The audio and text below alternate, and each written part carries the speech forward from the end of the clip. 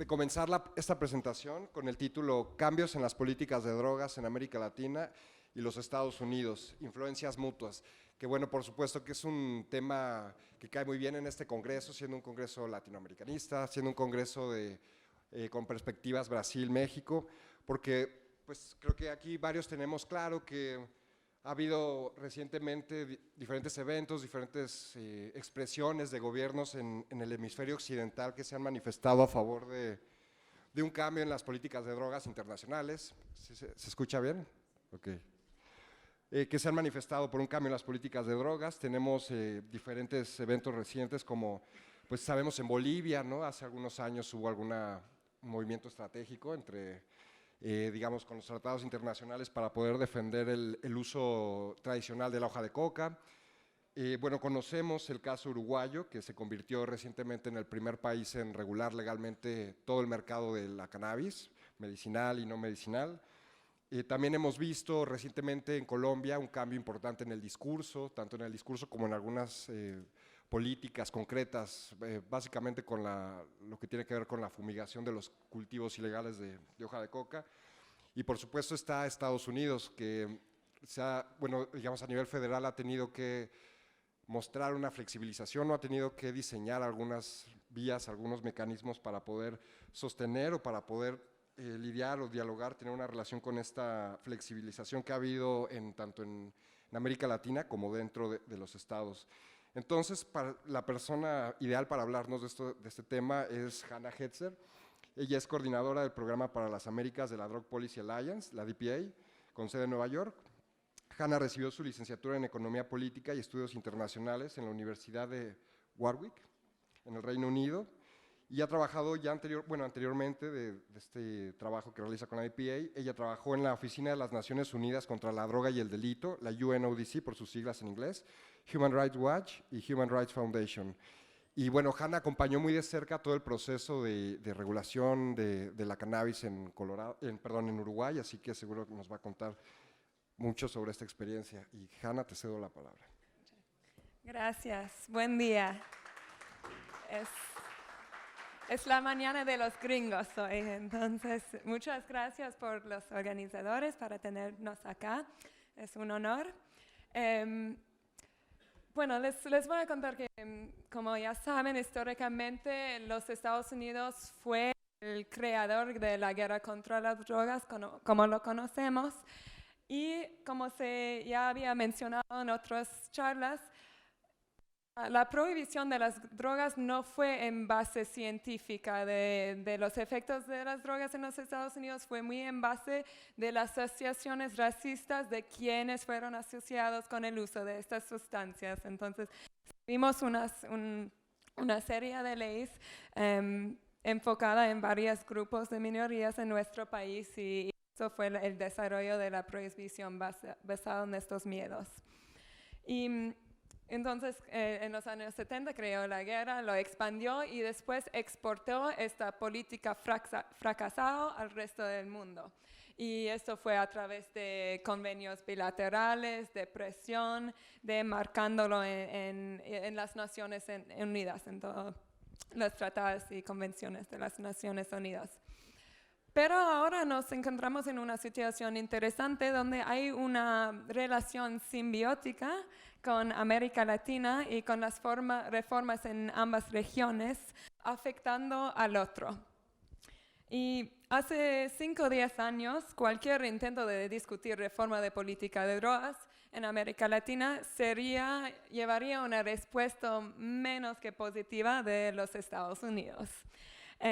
Como tuvimos como ejemplo el expresidente Pérez Molina de Guatemala, cuando en 2012 salió diciendo que la guerra fracasó y quería hacerse preguntas sobre alternativas, recibió una respuesta muy enfadada de la Embajada de los Estados Unidos. Bueno, no voy a decir que el Pérez Molina es el poster child, el niño de cartel perfecto para reforma de política de drogas, pero lo utilizo como ejemplo. Pero ahora los Estados Unidos tienen una actitud más laissez-faire, dado a las tendencias tanto en América Latina y en los Estados Unidos mismo.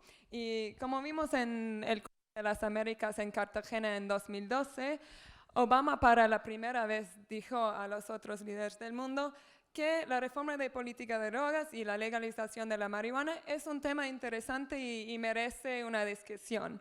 Y que capaz las políticas de drogas están haciendo más daño que bueno en este momento. Y esto en contra de los anteriores presidentes fue un paso enorme.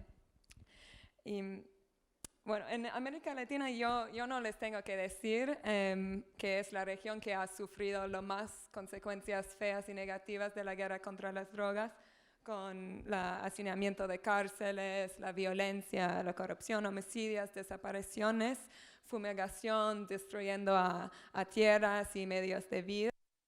Mientras que en todo eso el resultado no es que el consumo bajó.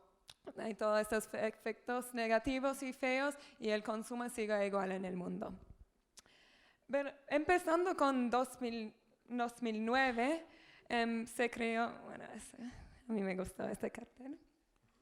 Empezando en 2009, unos líderes y voces de América Latina salieron para decir que queremos acabar con esta política fracasada. Y esto se llevó la Comisión Latinoamericana sobre Drogas y Democracia, compuesta con expresidente Gaviria de Colombia, Cardoso de Brasil y Zedillo de México.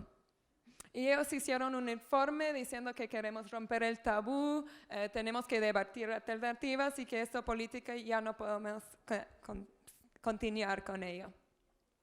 Esto se desarrolló en la Comisión Global sobre Política de Drogas, que mantenieron los tres expresidentes latinoamericanos y añadieron otros líderes de opinión, el Richard Branson, Kofi Annan de la ONU, ahora Lagos, el expresidente Lagos de Chile y algunos más.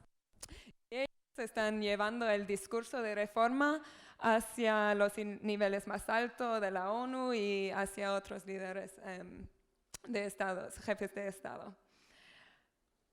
En 2013 se convirtió en la discusión dentro de expresidentes a presidentes actuales, diciendo que necesitamos alternativas.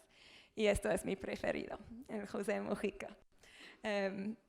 Pero con Mujica, Santos, bueno, Pérez Molina, hay muchas voces en América Latina de nivel alto diciendo que tenemos que cambiar. Y estos cambios son hechos propuestas por clase política, por la académica, pero la opinión pública sigue un poco más atrás para la reforma de política de drogas. Mientras tanto, en los Estados Unidos hay cambios interesantes que están sucediendo y ahí vemos un poco el inverso de lo que está pasando acá, donde los cambios están impulsados por la opinión pública. Y impulsado por la opinión pública y la prensa, los Estados Unidos, el creador de la guerra contra las drogas, es ahora un cierto reformista o reformador en dos áreas grandes. La primera es la reforma de la marihuana.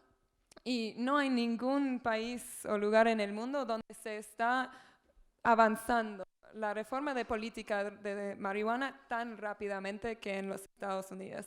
Ahora tenemos 23 estados con la legalización de la marihuana medicinal, 4 estados con la regulación de toda la cadena de la marihuana legal y estos en Washington, Colorado, Oregon y Alaska ganaron de iniciativas populares y ganaron en base de argumentos sobre la sobreencarcelación y la pérdida de recursos en esta sobreencarcelación y también la posibilidad de tener más recursos de impuestos en legalizar un mercado que ya existe, pero es que ahora está controlado por el crimen organizado.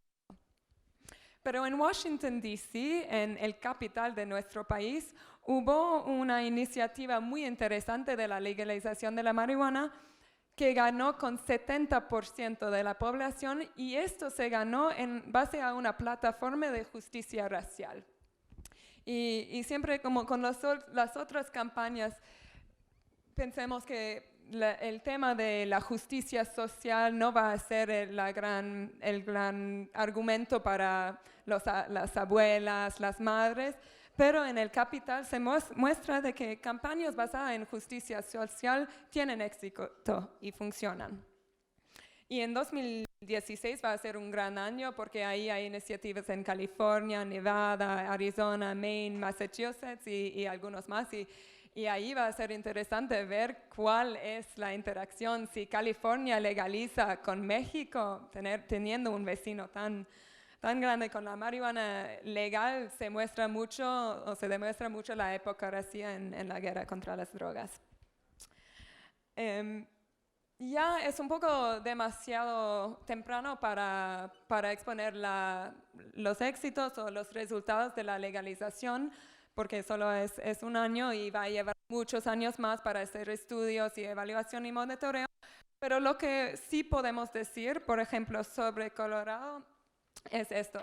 Hay beneficios, todavía no podemos decir que son relacionados con la legalización de la marihuana, pero sí lo que podemos decir es que no se cayó al cielo, que no hay resultados negativos. Y sí un resultado directamente asociado es que en Colorado hay una bajada de 84% en detenciones por la marihuana y un bajo en crimen, un bajo en muertes por accidentes de tránsito y una aumenta en ganancias de impuestos. Eso va a ser interesante seguir y evaluar y monitorear para ver qué sucede ahí. Bueno. La segunda reforma más grande que está liderando los Estados Unidos es empezar de revertir la encarcelación masiva en nuestro país. Y ahí quiero tomar unos minutos para explicar la situación en donde encontramos en los Estados Unidos, porque es realmente terrible. Y el lugar donde se ve los efectos más feos de esta guerra en los Estados Unidos es en nuestro sistema encarcelario y en la opresión de personas de color, sobre todo los afroamericanos y los latinos. Y cuando escuché la presentación del compañero de Brasil ayer sobre las tasas, fue como una pesadilla recurrente que está sucediendo exactamente en nuestro país. Y en los Estados Unidos tenemos 5% de la población del mundo, pero 25% de la población encarcelada del mundo. 1.5 millón de detenciones por delitos no violentos de las drogas por año y 750,000 personas detenidas por posesión simple de la marihuana cada año. Por ponerlo en contexto, los Estados Unidos encarcela más personas por delitos de drogas que Europa Occidental encarcela para todos delitos combinados y ellos tienen 50 millones de personas más que nosotros. Es una situación muy fea y la desproporcionalidad racial es enorme. Aunque las tasas de uso, de venta, de consumo de todo, de tipos de drogas, son iguales a través de las distintas etnias en nuestro país, y aunque los afroamericanos son compuestos de 13% de la población, son 40% de la población encarcelada por las drogas. Los jueces son 2 veces más propensos a aplicar la sentencia de mínima mandatorio en casos de personas negras con delitos de drogas que en casos con personas blancas, el mismo delito. Y en Nueva York, 94% de personas encarceladas por drogas son personas de color, afroamericanos y latinos. Y para poner esto en contexto, ahora hay más hombres negros en el sistema de justicia penal en los Estados Unidos que hubo en la esclavitud en 1850. Y la tasa de encarcelación es 10 veces mayor que la tasa de encarcelación de negros en apartheid Sudáfrica. Entonces, es realmente fea y finalmente ahora estamos viendo que la prensa, la gente están reconociendo esta situación terrible e intentar cambiarlo y revertirlo. En los años 70, 80 y 90, hasta recién, hubo como una pelea entre los partidos políticos en quién podría ser más tough on crime, más dura contra el crimen. Pero ahora hay una alianza rara entre la derecha y la izquierda en los Estados Unidos y gente como Van Jones y Newt Gingrich, no sé si les van a decir algo, personas de ambos lados del pasillo político trabajando juntos en mejorar la situación encarcelaria. Es el único asunto en los Estados Unidos donde se encuentran los republicanos y los demócratas trabajando juntos, el único. Y eso es una campaña Cut 50 para bajar en 50% la tasa de encarcelación en los Estados Unidos. También vemos un compromiso de la administración de Obama en mejorar el sistema de justicia penal y el procurador general Eric Holder dijo varias veces, dijo en los Estados Unidos y aún vino a América Latina para decir que en los Estados Unidos que no se repiten nuestros errores, que nosotros tenemos demasiadas personas en demasiadas cárceles para demasiado tiempo. Y ahora están revertiendo esto con la abolición de estas sentencias mandatorias mínimas, introduciendo proporcionalidad de sentencias y programas como LEAD, que es un programa de diversión que llega a la gente que utiliza drogas hacia servicios sociales en vez del cárcel. No es tan bueno que el ejemplo de Portugal, pero es un paso. Y ahí es donde la relación con América Latina es bastante interesante, porque al mismo tiempo América Latina, frustrada por los fracasos de la guerra contra las drogas y viendo los cambios en los Estados Unidos, América Latina se transformó en la voz más alta en llamar por la reforma de política de drogas al nivel internacional en el mundo. Y hay un rango de reformas muy interesantes llevado en América Latina en los últimos años que ya se mencionaron. Bolivia con la hoja de coca y la reserva que hicieron en las Naciones Unidas para dar la aceptabilidad del uso ancestral. Colombia y acabar con la fumigación utilizando el glifosato. Iniciativas de marihuana medicinal en Chile, Brasil, Colombia, México, Jamaica, Puerto Rico, Ecuador con sus reformas penales que introdujo una amnistía para microtraficantes y introduciendo proporcionalidad de sentencias. Desafortunadamente la semana pasada se dio marcha atrás, entonces no es mi amigo más el Corea. Pero el cambio más grande en América Latina obviamente es el caso de Uruguay.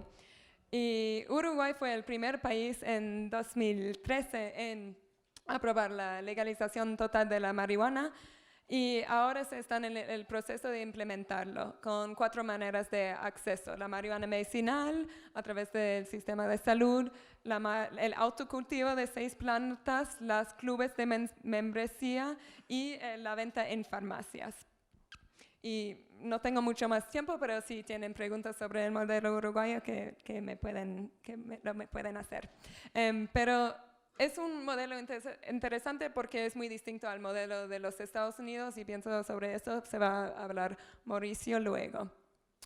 Pero cuando Uruguay legalizó, los Estados Unidos mandó sus mejores deseos a Uruguay, muy distinto a años atrás. Cuando legalizaron, la embajadora de Uruguay dijo, un asunto interno que no es nuestro problema y que les desea todo lo mejor.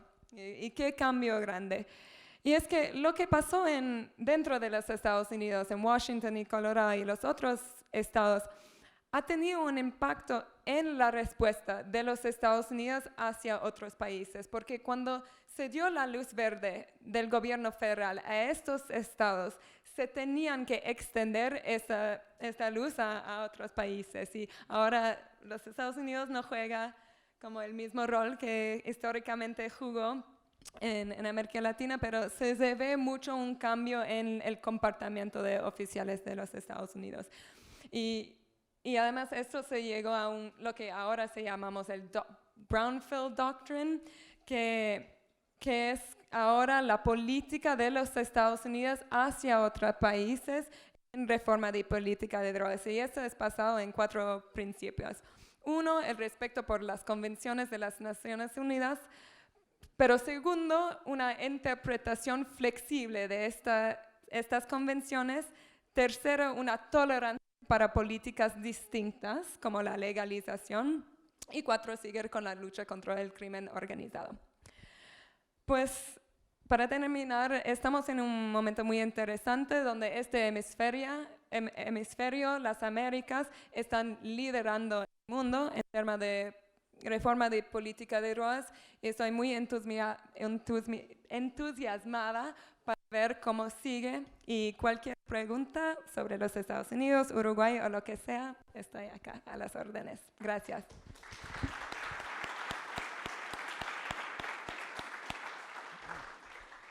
Pues gracias, Hanna, muy interesante, por supuesto, la presentación, tema muy importante.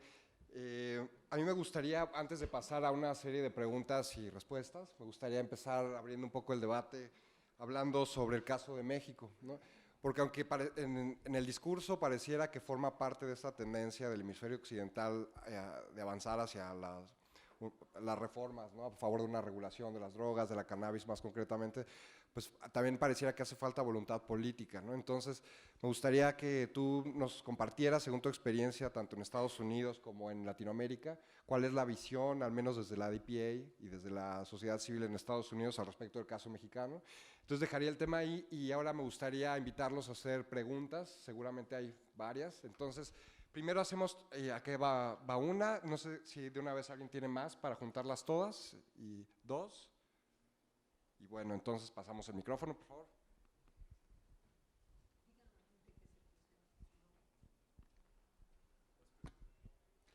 Hola Hanna, yo soy Flavia, yo estaba acá en la mesa ayer. Bueno, mi pregunta es porque en la imagen de Uruguay pasó que tiene la bandera del movimiento gay. Ahí que es una pregunta porque yo observo lo mismo en Argentina, hace la combinación de las agendas, de la agenda por la legalización de la marihuana y la agenda por la legalización del casamiento gay. Me gustaría de saber lo que piensa, lo que sabe acerca de esta combinación de los temas. Gracias.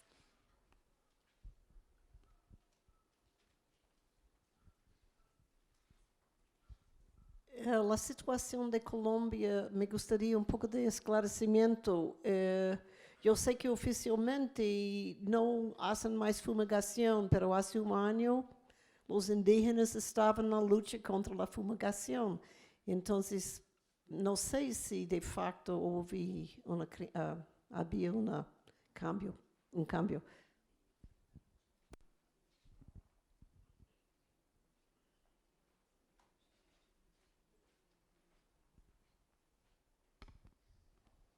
Soy Bia. Yo escucho mucho aquí en México argumentos tipo no podemos legalizar la marihuana o no podemos legalizar las drogas porque los cárteles se quedarán sin trabajo y con eso pueden empeorar mucho su violencia en otras áreas porque estas organizaciones ya son muy fuertes, muy estructuradas y si legalizamos las drogas, eso los va a hacer invadir territorios porque ya tienen toda una máquina. Otras cosas, variaciones del mismo argumento, tipo, tenemos que esperar que Estados Unidos legalice porque si no se legaliza, entonces aquí vamos a enviar para allá y datos, estadísticas y miles de pruebas para decir al final de cuentas que no apoyan la legalización de la cannabis por esta supuesta relación con Estados Unidos. Yo quisiera saber qué opinas de esta clase de raciocinio, de argumento.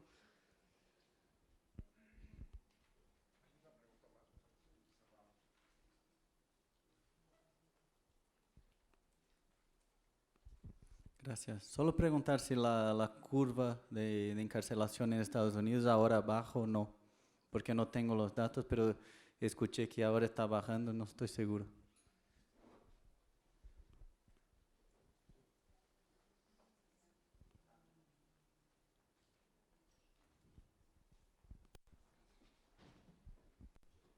Ok, gracias por las preguntas. Voy a ir en orden reverso. Primero, las tasas de encarcelación en los Estados Unidos, por ahora no hemos visto los efectos porque las reformas son bastante nuevas. Entonces, en materia de droga, de marihuana en los estados que legalizaron, se bajaron las detenciones, pero al nivel nacional, las reformas al nivel federal de sentencias y proporcionalidad todavía se está implementando. Entonces es demasiado temprano para decirlo, pero ojalá que se baje. Y pienso que sí. El problema es que la justicia penal es la jurisdicción de la ley federal y la ley estatal. Entonces, se pueden prohibir las sentencias mandatorias mínimas al nivel federal, pero y abolieron estas sentencias y dejar libre los presos en prisiones federales, pero cada estado también tiene sus presos para sentencias mandatorias y cada estado tendría que reformar también. Entonces, se va a dejar libre muchas personas de cárceles federales, pero también tenemos que ver los cambios a nivel estatal. Y esto es un poco más lento. Sobre el argumento del traslado del crimen organizado de las drogas a otros mercados, esto lo escuchamos mucho, pero no tiene mucho base argumentativa porque el hecho es que las drogas es la cantidad de dinero y poder más grande de todos los mercados ilícitos, ¿sí? Es el fuente de mucho del poder y financiamiento de estos grupos ilegales. Entonces, si llevan los mercados hacia un mercado regulatorio y estos grupos criminales pierden ese mercado, pierden mucho del poder para como empoderarse en otros mercados. Y además es más fácil atacar a grupos en áreas reducidas del crimen organizado que en todas las áreas ilícitas financiado por lejos por los delitos de drogas. Sobre la fumigación en Colombia, hace 2 semanas que el presidente Santos anunció su nueva estrategia y dijo que sí, que se van a acabar con las fumigaciones, porque hubo este informe de la Organización Mundial de la Salud diciendo que el glifosato que utilizan puede causar cáncer. Pero lo que sí capaz van a seguir haciendo es utilizarlo con la erradicación manual. Entonces no es una solución perfecta, por lo menos es mucho mejor que hacer las fumigaciones áreas, que son indiscriminatorias y afectan todas las tierras y el medio ambiente, pero tenemos que seguir peleando para acabar con el uso en erradicación manual también.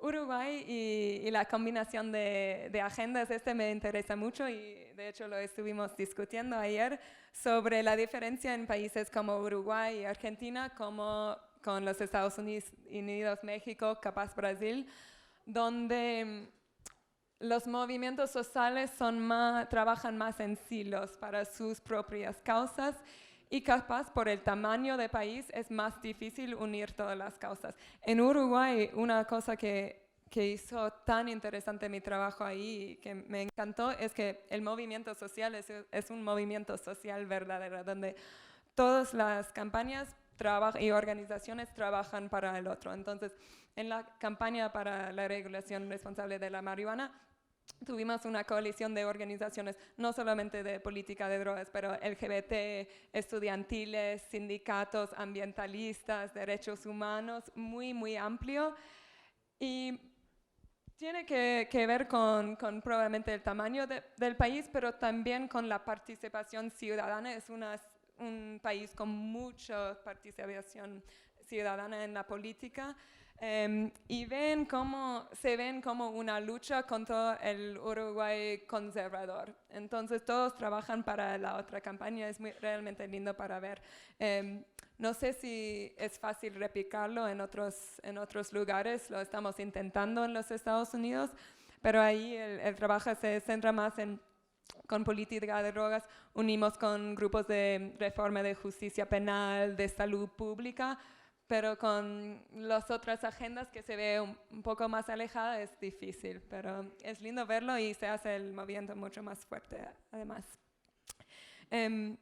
Y la opinión sobre México, bueno, de mi punto de vista de activista, veo México como un ejemplo de un lugar en América, de uno de los países en América Latina con una cantidad más grande de personas y organizaciones trabajando para la reforma de política de drogas. Hay muchas organizaciones en América Latina, pero algunos países que no hay ninguna trabajando para reforma de política de drogas, y en México hay todo el rango, desde la marihuana hacia la reducción de daños, y lo vemos acá, la diversidad, que es muy interesante. Y sobre como el paso lento de las reformas acá, la dificultad es que no tienen la opinión pública, y esto es lo que teníamos en los Estados Unidos y que se hace más fácil, porque como tenemos iniciativas populares y la opinión pública está a favor de la reforma, es más fácil avanzar las reformas.